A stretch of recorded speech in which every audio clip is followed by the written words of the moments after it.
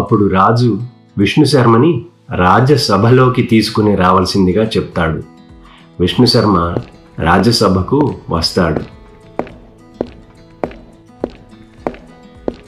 రాజు సభలో తన 3 పిల్లల గురించి విష్ణుశర్మతో చెప్పి బాధపడతాడు. రాజా, మీరు బాధపడకండి. నేను ఇక్కడ కొంచెం దూరంలో ఉన్న ఒక ఆశ్రమంలో ఉంటాను. మీ పిల్లల్ని నేను తీసుకుని వెళ్ళి 6 నెలల్లో మంచి బుద్ధిమంతులను చేస్తాను. మీరు నా మీద నమ్మకం ఉంచండి.